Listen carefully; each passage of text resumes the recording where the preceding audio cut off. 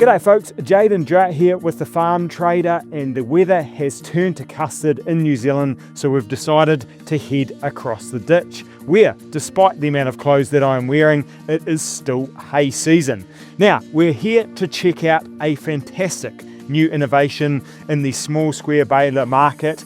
We've got the Marcrest 210 baler, which covers from swath to bundle when it's included with the 5250 Bale Baron, and we are lucky enough to have Mark Horst, who is the owner of the Marcrest brand, here with us today. Thank you, Mark, for joining us. Fantastic. Right, so the small square baler market has plenty of innovation, obviously just recently, right? You guys have got into the baler market. I guess maybe just talk about the journey, with the Bale Baron first. You were the brains behind that. You said this earlier that you didn't want to take all of the credit, but I think credit where credit's due. So maybe just talk about the Baron, at the start, and how that kind of came about, and then the need to have a high capacity baler, and then moving forward into that.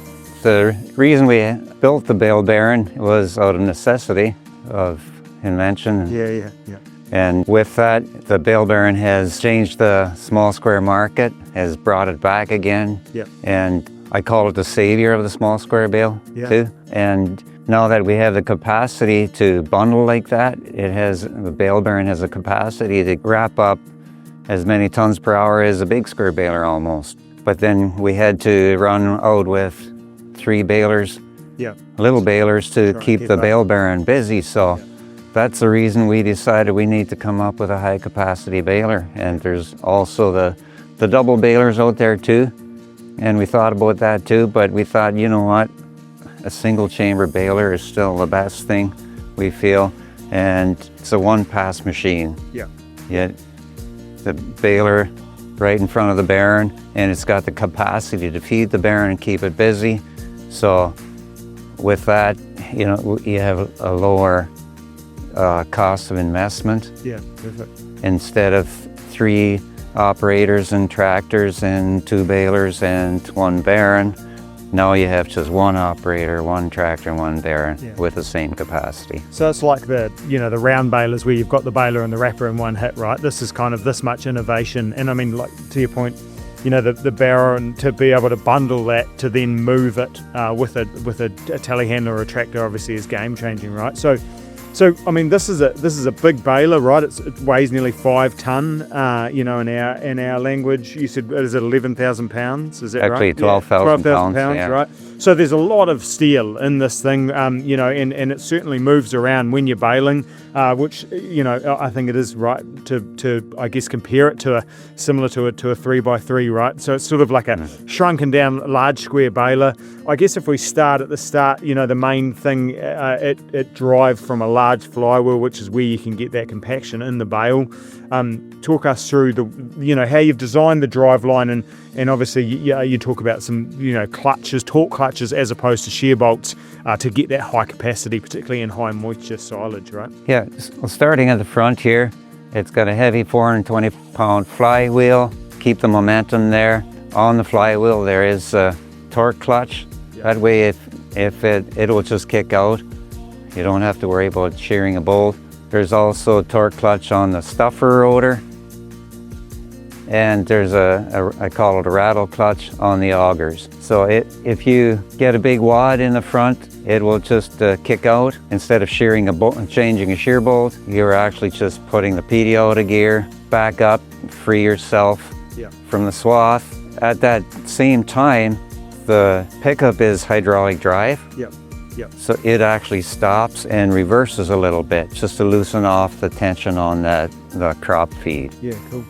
So you've talked about the hydraulics, so that is another fantastic feature, right? We've got onboard hydraulics, and that it drives the, so that means that it actually keeps up with ground speed too, right? The hydraulic, it's an infinitely variable speed, right? Yeah. And then you go to the twin augers up then through to a genuine rotor, which again is, feeds that windrow, no matter how lumpy it is, the heavy crop roller, and then the twin rotors, then, feed that grass evenly up into the chamber.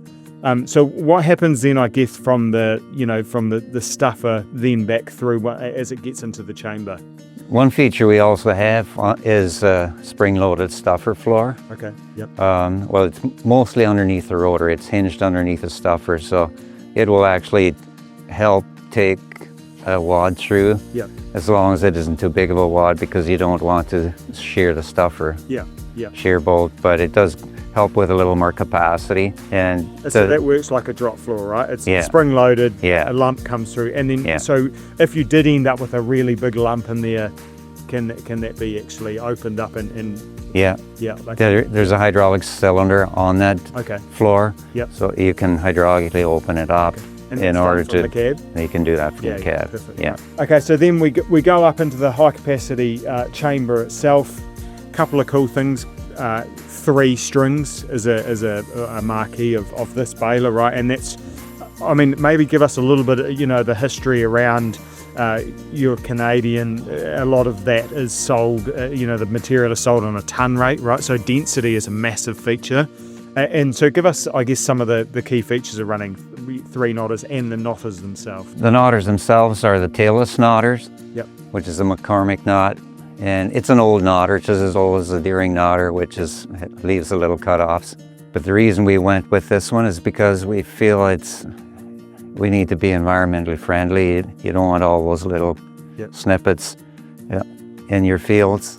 Yeah. And you don't want it in your feed either for the animals. So we went with that knotter for that reason. The reason we went with 3 strings is because it is also a high density baler. For regular density, you don't need the 3, but another advantage of the 3 is if you have one missed tie, you still have 2 strings and you still have a good bale. Yeah, perfect. And so in terms of tension on the bale, talk about how the chamber, like how that sort of works, right? Because again, that's another feature of the onboard hydraulics. They do the reversible knotting fans to keep chaff and etc. away from that, but there's also the hydraulic pressure that they apply to the bale. The onboard hydraulic system runs a hydraulic pickup, which allows it to run at ground speeds, Yep. and also allows it to reverse and stop and wait before you start it up again. The hydraulic system also runs a knotter fan and has a automatic reversing feature on it, and it also controls the hydraulic density Yep. in the bale chamber. We can actually open it up. We have double acting cylinders on there, so if you need to clean out the chamber at any time, you can open it right up and make it easy to remove Perfect. bales. And that is from 3 sides, correct? That's right. Yeah, so both sides and the top. Talk about the scales. So you've not only got scales in terms of bale weight itself, you've also got some scales that are on key functions of the baler to show where the pressure and the load is on those components. We have load cells on the plunger, Yep. the stuffer, and the rotor. Yep. And we're monitoring that pressure, and it shows on a graph. You can see the load capacity that you're baling at. And so that's green. Is it dark green, light green, and then goes to orange and red? Is that Yeah. right, the bar graph? Yeah. Yeah. Yep. Then we're also weighing the bale. Yep. We are counting the flakes. We are measuring the length of the bale. And you've What got else are we doing? You've got the number of bales per hour and the weight of the bales per hour, and so Yeah. that's all up on the monitor, right? Yeah, it It's all is. in front of you. Yeah. And another beauty of the monitor itself is that, particularly when it's with the Baron, is that you've got the same feed going into the same monitor, so you can actually either look at just the Bale screen or just the Baron screen, or a combination of both of them, right? That's right. Which is pretty cool. Yeah. And so then once it comes out of the chamber itself, that's where the bale weight is actually calculated. Is that right, on the tail? Yeah. Yeah, cool. And so once we're talking about tons per hour, it's probably different, I guess, in terms of US tons versus. But again, we do maybe a slightly larger number of flakes. 12 flakes generally is our bales. But talk us just through once it comes out and then into the Baron itself. So what are the number of bales that you can have in a bundle and what that looks like? Yeah, there's 21 bales in a bundle, and a bundle will weigh 1,000 to 1,100 pounds, depending on the weight of the small square bale. Yeah. In North America, the typical weight is 48 to 55 pound range per bale. I know in Australia you often are a little bit lighter than that, more in that 40 to 45 pound range for hay. with that, you're doing less tons per hour, but you're still doing the same amount of bales per hour. Yeah. And this baler is 120 strokes a minute. Yeah. It will go down to 6 flakes in a bale. It has the capacity of doing that. Yeah. Its sweet spot is that 7 to 8 flakes per bale. And with that, you're baling 850 bale an hour. Yeah, nice. Yeah. And still have a beautiful looking, square looking bale with nice flakes in them. And so that are the key reasons, like you say, you've stuck with a single chamber, right? You've got high strokes per minute, you've got the 3 twine option, knotting and keeping that nice bale shape. You've got consistent density through the monitor as well as the flakes, and then you can take that through the Baron and end up with a beautiful looking, 18 or 21 bundle of bales that you can then pick up with the tractor. So it's a dream result in some ways, isn't it? Yeah. Yeah. Thank you, Mark. We really appreciate your time. Yeah, no, thank you so much. For more information on either the 210 baler or the Bale Baron range, head to ncequipment.co.nz. They are the New Zealand importers. And head to Farm Trader for thousands of news and reviews, including the 210 baler behind me. And make sure you keep an eye on the socials about what we're up to.